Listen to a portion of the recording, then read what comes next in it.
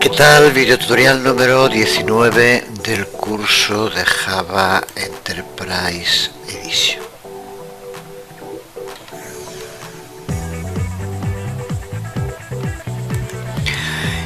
En el que seguimos viendo Web Service y en este caso RESTful Web Service con Ajax RS. REST significa Representational State Transfer, una técnica de arquitectura de software que, resumiendo, lo que nos permite es que los web service sean vistos como recursos desde nuestra aplicación y puedan ser identificados por medio de URIs, de Uniform Resource Identifiers, y los web service desarrollados usando el estilo REST son conocidos como RESTful Web Service. Los defensores más acérrimos de REST, que los hay y bastante, se llaman a sí mismos Restafaris. Pues Java Enterprise Edition añade soporte para RESTful Web Service a través de la API de Java para RESTful Web Service, que tiene el nombre de Ajax RS. Ajax RS, que ha estado disponible como una API independiente durante un tiempo y que se ha convertido en parte de Java Enterprise Edition a partir de la versión 6 de esta especificación. Uno de los usos más comunes para los web service RESTful es el de actuar como un frontend, como el frontal de una base de datos. Podemos tener un cliente de un servicio web RESTful que use este servicio para ejecutar operaciones CRUD de Create, Read, Update and Delete desde una base de datos. Al tratarse de un caso de uso muy común, NetBeans incluye un soporte muy detallado para esto. Nos permite crear RESTful Web Service que actúan como frontend de una base de datos prácticamente con unos pocos clics de ratón, que es justo lo que vamos a ver ahora. Resumimos primero los temas que vamos a cubrir en este video tutorial. Veremos cómo generar RESTful Web Service desde una base de datos ya existente.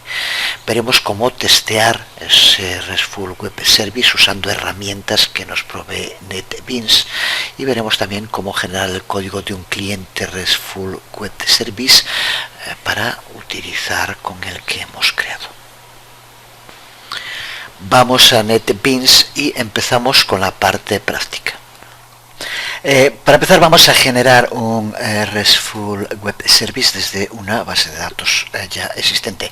Vamos a utilizar una de las bases de datos que ya utilizamos a lo largo del curso, así que desde Service en Databases tiene que estar conectada para que pueda ser detectada ahora cuando la busquemos. Irá a la base de datos junto con el video tutorial por si alguien no la tiene. Aquí la tenemos ya conectada. Ahora, para crear el Web Service RESTful vamos a crear un proyecto de aplicación web. También ya lo dijimos muchas veces, no lo vemos en pantalla. Una vez creada la aplicación, vamos a crear un nuevo archivo. Vamos a New Other, por ejemplo, y en categorías Web Service y en tipo de archivo tenemos que elegir RESTful Web Service from Databases. A continuación tenemos que elegir la fuente de datos, por eso teníamos que tener activado, aquí lo tengo, JDBC para alumno. Ahora está recuperando el esquema y vamos a elegir, incluso para que el código sea más legible, simplemente una tabla. Podríamos hacerlo desde luego con más. Pulsamos en Next y ahora aquí tenemos que indicar un paquete para nuestra clase. Vamos a por ejemplo con tutoriales HacksRS. Y en la siguiente pantalla, aquí en Resource Package, podemos dejar el que pone por defecto, pero no es buena idea, no sigue la convención, mejor poner con punto y de tutoriales como siempre, punto, y vamos a poner hacksrs.service, finish.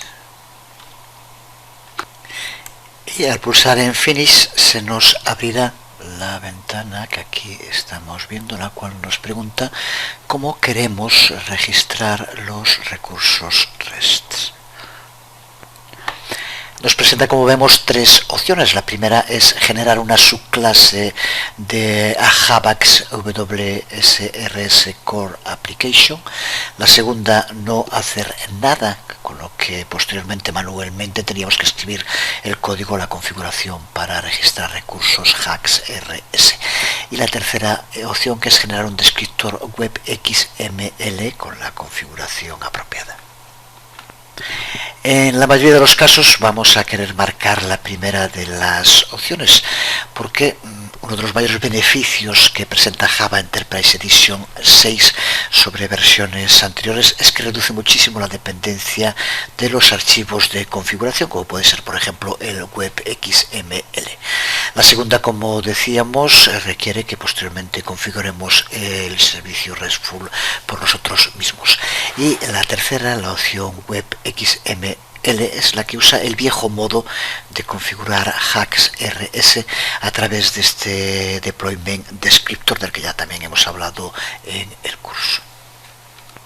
Así que marcamos la primera y también en la mayoría de los casos esta caja de chequeo de Add Jersey Library, JAX-RS, tiene que estar marcada, porque esta opción lo que hace es automáticamente añadir las librerías HacksRS necesarias para nuestro proyecto. Así que con el primer radiobotón y esta caja de chequeo marcados, pulsamos en OK y se genera todo el código necesario. Vamos ahora a analizar el código generado. El asistente que acabamos de utilizar crea una entidad JPA para cada una de las tablas que hayamos elegido. En este caso es una única tabla, es la que aparece aquí. Pero además crea una clase abstract facad, esta que vemos aquí, y una clase facad para cada una de las entidades JPA que se hayan generado. Este código generado sigue el patrón del diseño facad. En esencia, cada una de estas clases facad es un envoltorio para el código JPA que se encuentra en el archivo, en este caso la tabla alumno. Puedes ver más información sobre este patrón de diseño, por ejemplo en la Wikipedia, tanto en inglés como en castellano.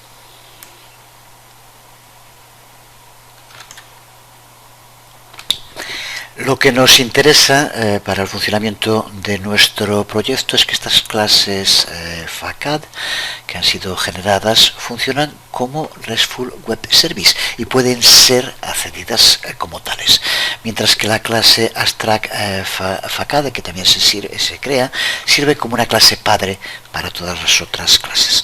Así que sea el número de tablas que sean, abstract facad se crea solo una, y para cada una de las tablas se crea el archivo JPA y se crea también el archivo facad correspondiente.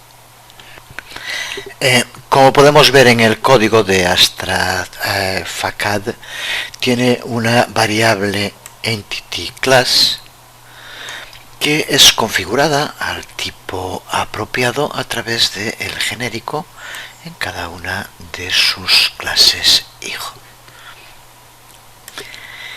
Tiene además métodos para crear, editar, eliminar, encontrar y contar. El cuerpo de todos estos métodos donde se llevan a cabo estas acciones con las entidades es código JPA estándar y ya tienes que estar familiarizado con él. Pero como decíamos, además el asistente nos ha generado otro facade para cada una de las tablas que estemos usando. En este caso es una sola. Así que se ha creado una única entidad JPA que siempre sigue en cuanto al nombre, en la tabla, alumno, facade rest.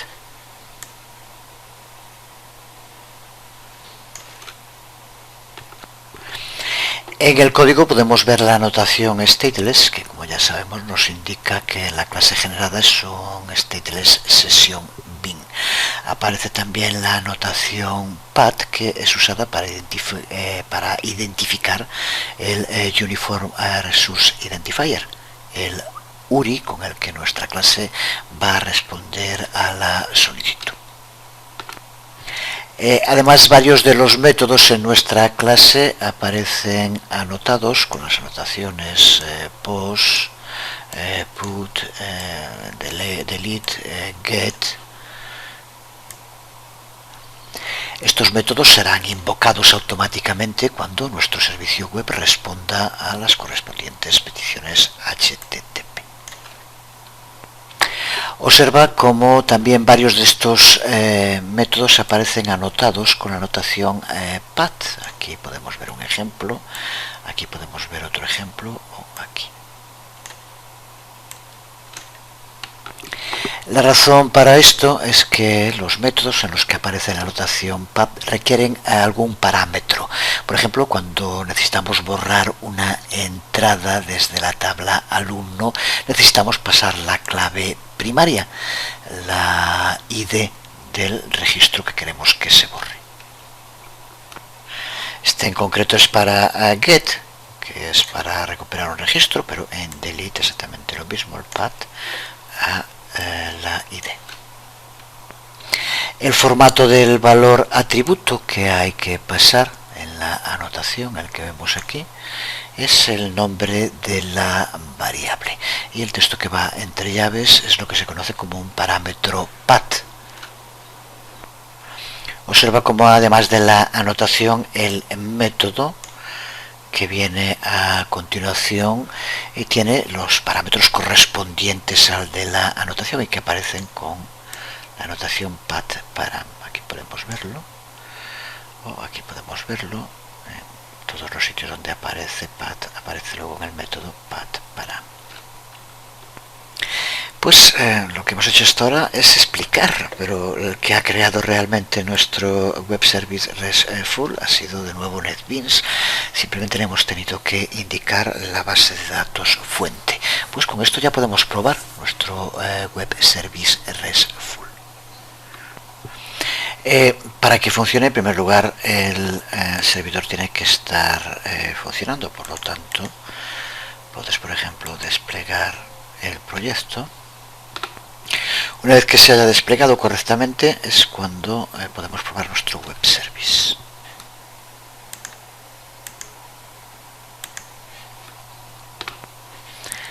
Para hacerlo, dentro del proyecto vamos a la carpeta RESTful web service y aquí tenemos nuestro web service, alumno facade REST, botón derecho, test, resource, URI. Si todo funciona correctamente, tendremos que ver una salida con el archivo XML con el contenido de la tabla de la base de datos que estamos utilizando. El contenido, desde luego, dependerá de la base de datos que utilicemos. Pero no solo eso, NetBeans nos permite también testear ya los métodos que contengan nuestro web service. Para eso, desde el nombre del proyecto, botón derecho y pulsamos en Test RESTful Web Service. Selecciona aquí Web Test Client in Project.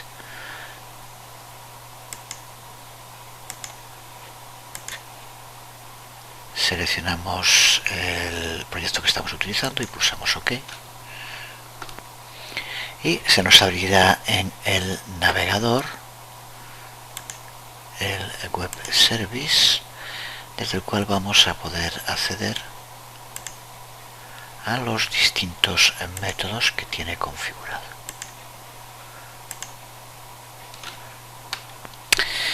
Pulsando en el web service en la izquierda y seleccionando aquí en Choose el método to test get, si pulsamos en test, se produce una petición HTTP GET desde nuestro RESTful Web Service que devuelve la respuesta que aquí vemos, que es idéntico al que veíamos antes, es el archivo XML, pero además nos permite recuperar la información bien como XML o también como JSON, como JSON de JavaScript Object Notation.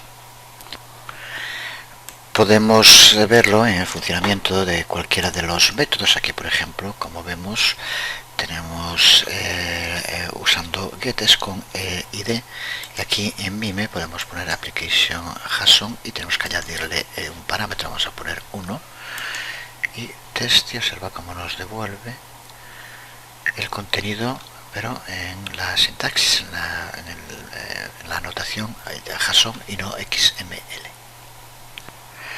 Observa como además de poder probar con get, también podemos probar con pub o con delete para poder probar totalmente el funcionamiento de nuestro web service, que ya vemos que es totalmente operativo.